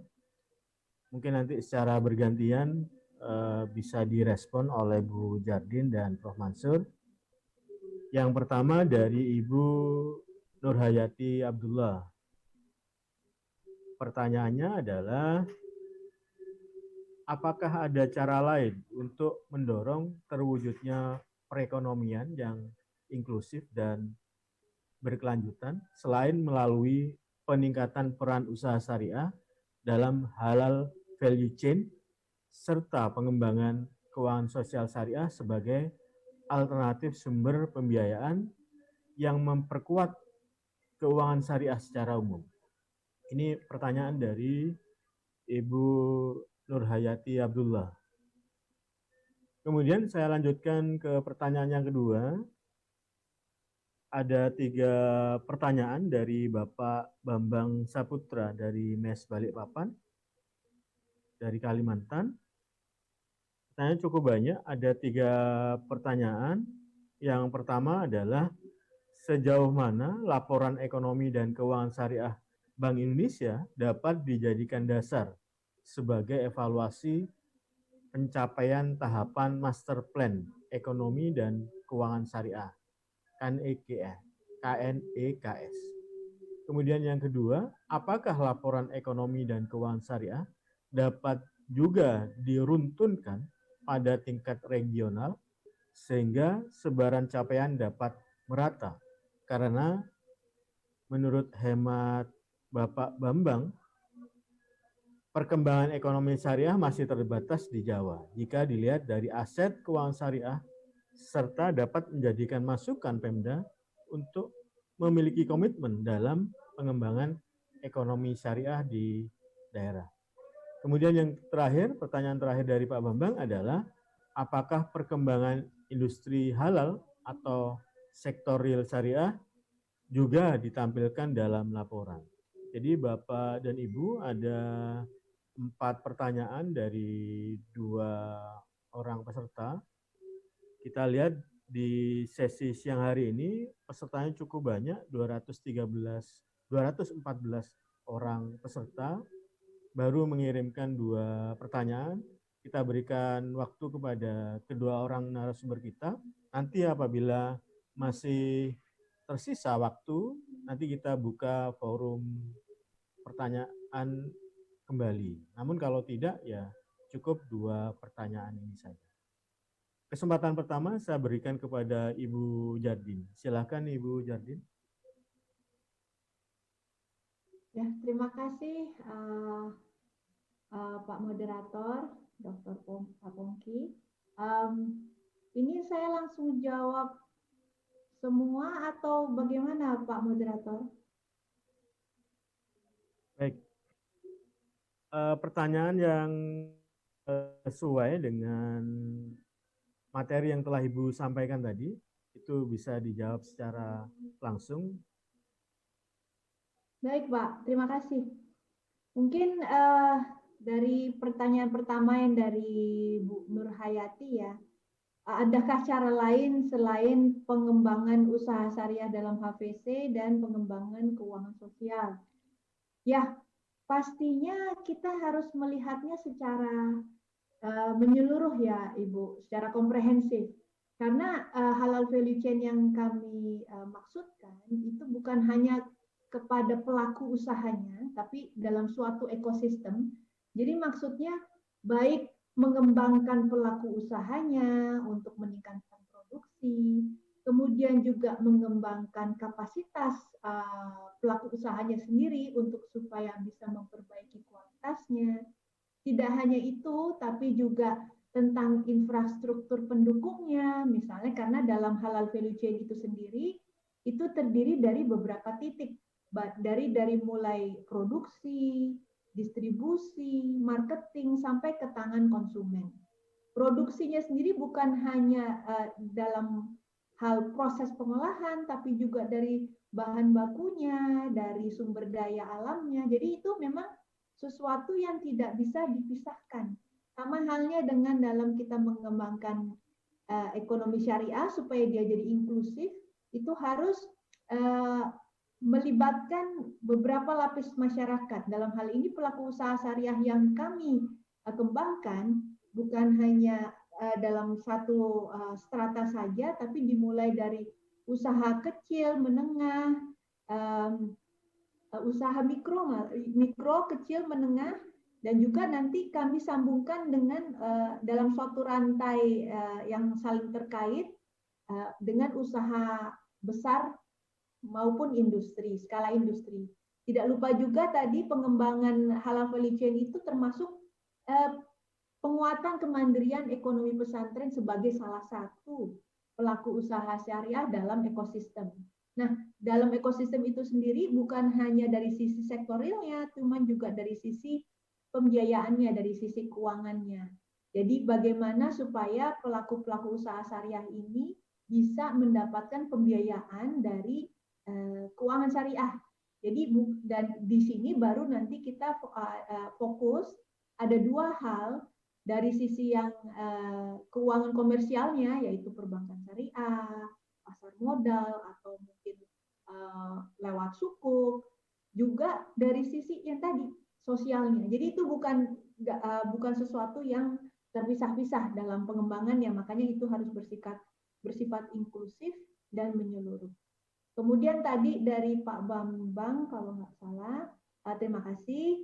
Di dalam laporan itu memang seperti tadi kami sudah sampaikan, salah satu tujuannya memang untuk sebagai alat evaluasi pengembangan XR nasional. Dalam hal ini juga termasuk dalam mendukung Bank Indonesia salah satu anggota institusi di dalam KNEKS. Jadi kita juga mendukung program nasional. Nah, ini sebagai salah satu alat evaluasi bagaimana kondisi ekonomi syariah. Nah, ini di dalam laporan di situ juga disebutkan bagaimana progres sektorialnya dari sisi sektor makanan halal, bagaimana pertumbuhannya, bagaimana potensinya, Apa saja kendala-kendala yang ditemui itu ada di dalam laporan kami, dan apa saja upaya yang sudah dilakukan oleh Bank Indonesia dalam hal ini. Itu yang kami laporkan. Dan tadi yang sangat menarik juga disampaikan bagaimana kalau ini bisa di cascading, diturunkan ya, diruntutkan sampai ke ekonomi regional. Itu sesuatu yang sangat baik karena kami memang alhamdulillah Bank Indonesia memiliki 46 kantor perwakilan di seluruh wilayah Indonesia, dan kami dalam pengembangan ekonomi syariah memang bersama-sama dengan 46 KPWDN tersebut, kantor perwakilan, itu mengembangkan secara langsung dengan pilot project, dengan juga program sosialisasi, dengan program penguatan kemandirian ekonomi pesantren. Nah, harapannya nanti setelah ini kan memang tahap pertama kami baru masuk ke yang pusat, yang nasional. Kemudian tahap selanjutnya nanti dengan dukungan dari wilayah atau daerah, tiap-tiap masing-masing kantor perwakilan itu juga akan melakukan assessment terhadap ekonomi dan keuangan syariah di daerah. Mungkin itu jawaban dari saya, Pak Moderator. Terima kasih. Saya kembalikan kepada moderator. Baik, terima kasih kepada Ibu Jardi yang sudah memberikan pencerahan kepada kedua orang peserta kita di siang hari ini. Ada 4 pertanyaan yang telah dijawab oleh Ibu Jardi. Kemudian kita berikan selanjutnya kesempatan kepada Prof. Mansur untuk merespon kedua pertanyaan tadi. Silakan Pak Prof. Saya kira yang pertanyaan pertama ini yang cocok untuk saya respon. Karena yang kedua ini dari Pak Bambang, saya kira ini adalah bagian dari Ibu Yadin tadi sudah disampaikan. Jadi tadi kan kita sudah melihat bahwa ada potensi yang luar biasa di dalam produk-produk halal. Oleh karena itu, karena ini adalah produk halal, maka dari hulu sampai hilirnya itu harus kita gunakan mulai dari cara sampai pembiayaannya adalah pembiayaan yang halal. Oleh karena itu, meskipun perekonomian syariah itu bersifat inklusif, tetapi artinya bisa diakses oleh siapa saja, tetapi dia tetap dibatasi di dalam hal produk-produk untuk pembiayaan produk-produk halal. Oleh karena itu, saya pikir keuangan syariah ini harus kompatibel dengan upaya kita mengembangkan produk-produk halal tadi. Sehingga betul-betul produk-produk halal itu memang diproduksi dan dibiayai dengan mekanisme atau sesuai dengan syariah. Saya kira itu sebenarnya intinya. Saya kira itu Pak. Pak Moderator, saya kira cukup untuk saya. Baik. Terima kasih kepada Pak Prof. Mansur Afifi yang sudah menjawab pertanyaan yang pertama. Jadi semua pertanyaan sudah terjawab oleh kedua orang narasumber kita. Ini adalah sesi terakhir Bapak Ibu, tapi waktu masih menyisakan 7 menit. 7 menit. Apakah ada pertanyaan lain Bapak Ibu? Atau ada yang ingin bertanya secara langsung? Saya beri waktu kepada satu orang penanya yang bertanya secara langsung.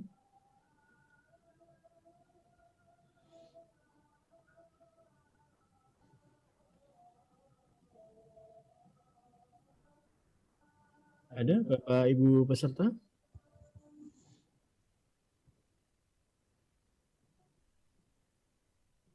Baik, kalau tidak ada pertanyaan Bapak dan Ibu peserta, kita beranjak ke closing statement dari narasumber kita, dari kedua orang narasumber kita, atau kita berikan kesempatan juga kepada Bapak Suhaidi yang pertama kali untuk memberikan closing statement. Bapak Suhaidi? Oh baik. Oh ya, beliau sudah ada. Kita berikan closing statement kepada Bapak Suhaidi. Singkat saja Bapak. Silakan. Terima kasih Dr. Pongki dan terima kasih para narasumber ini, Prof. Dr. Mansur Afifi dan Dr. Jardin, yang mudah-mudahan apa yang disampaikan tadi beliau-beliau bisa memberikan pencerahan bahwa posisi kita sudah ada di sini dan kita ingin menuju ekonomi keuangan syariah yang lebih maju lagi. Jadi laporan ekonomi keuangan syariah, indeks literasi yang sudah disampaikan ini adalah tonggak awal yang menjadi dasar bahwa kita untuk sama-sama kita tahu ada di mana dan kita tahu ingin menuju kemana. Mudah-mudahan dengan semangat sinergi, ta'awun, jamaah, apa yang kita cita-citakan dapat kita wujudkan bersama. Dan sekali lagi kami mengucapkan terima kasih pada Prof. Mansur Afifi, pada moderator dan semua yang berpartisipasi dalam acara ini. Demikian, Assalamualaikum warahmatullahi wabarakatuh. Waalaikumsalam. Baik, kesempatan yang kedua saya berikan kepada Ibu Jardin untuk menyampaikan closing statement. Silakan Ibu Jardin, singkat saja. Terima kasih Dr. Pongki. Ya, terima kasih sekali lagi saya sampaikan juga kepada Pak Suhaidi untuk tadi penebar semangatnya ya Pak Suhaidi ya, karena memang yang kita perlukan di Indonesia ini sinergi, kerjasama dan berjamaah, dan kita harus punya komitmen konsisten, tidak gampang menyerah untuk terus mengembangkan ekonomi dan keuangan syariah di perannya masing-masing. Jadi tidak ada peran yang paling penting atau peran yang tidak penting, semuanya penting. Kita hanya harus melangkah bersama. Ini laporan ini merupakan salah satu langkah awal dari kami, sangat menginginkan feedback, masukan supaya menjadi lebih baik, dan mudah-mudahan memang bisa efektif menjadi alat evaluasi bagi kebijakan pengembangan ke depannya. Demikian dari saya, lebih kurangnya mohon maaf. Assalamualaikum warahmatullahi wabarakatuh. Waalaikumsalam. Baik, selanjutnya saya berikan kepada Pak Prof. Mansur Afifi untuk menyampaikan closing statement. Silakan Pak Prof.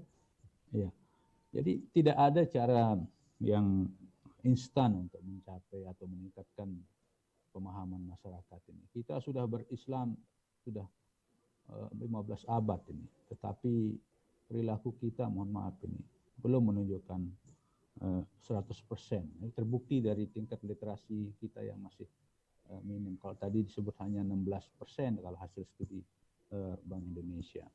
Saya sebagai ekonom yang belajar ekonomi Islam dan juga belajar ekonomi konvensional, saya menemukan tidak ada kontradiksi di dalam teori-teori ekonomi Islam itu yang membuat kita ragu bahwa ekonomi Islam itu adalah sesuatu yang benar kalau kita implementasikan dengan baik. Dan saya juga selalu mengatakan kepada mahasiswa saya, Bapak dan Ibu, seandainya ekonomi Islam itu salah, saya yang paling dulu murtad dalam agama Islam. Tapi saya menemukan sampai hari ini belum ada kontradiksi dari teori-teori yang ada di dalam ekonomi.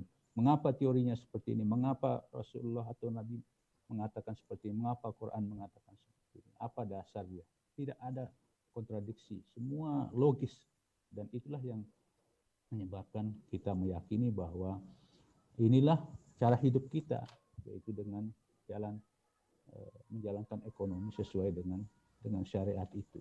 Dan itu insya Allah akan menjamin ketenangan hidup kita di dunia dan insya Allah akan membawa kita kepada kebahagiaan di akhirat. Saya kira itu Pak, terima kasih. Baik, terima kasih kepada Pak Prof. Mansur Afifi yang sudah menyampaikan closing statement. Bapak dan Ibu peserta virtual di siang sore hari ini, apa yang kita lakukan bersama adalah sebuah ikhtiar untuk memajukan perekonomian syariah di Indonesia. Sekali lagi, terima kasih kepada Bapak narasumber, Bapak keynote speaker, dan Bapak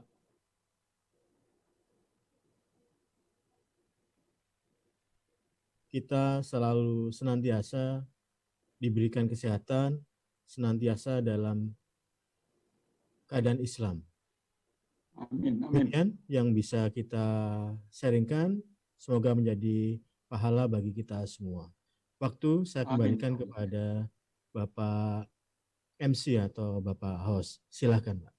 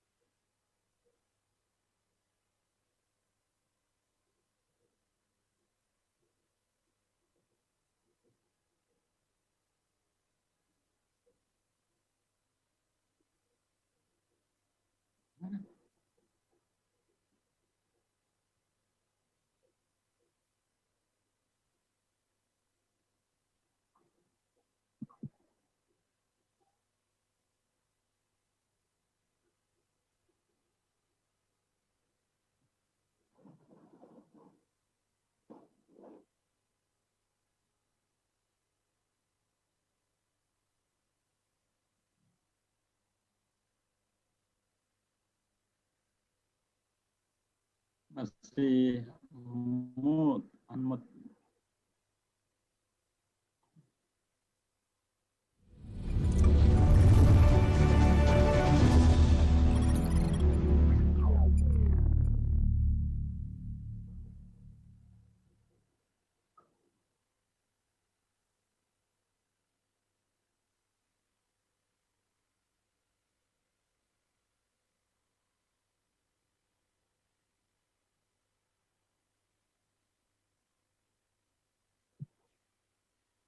Makasih Prof. Mansur. Makasih Sama-sama. Dr. Sama-sama Pak Swedi. Makasih Pak, makasih Prof. Sama-sama. Mansur. Sama-sama Bu, sama-sama Bu. Senang sekali bisa berpartisipasi. Tapi Alhamdulillah Pak. saya sangat sependapat dengan Prof. Mansur itu mengenai keyakinan kita sebagai alternatif ya. Jadi jangan meragukan bahwa inilah solusi. Ya. Ekonomi syariah itu solusi. Jadi jangan dipertanyakan lagi. Jalan hidup Pak kalau saya. Jalan hidup lah itu. Iya. Iya itu jangan lagi. Terima kasih. Iya. Ini motivasinya kita untuk kita semua juga. Insya Allah Pak, kita selamat.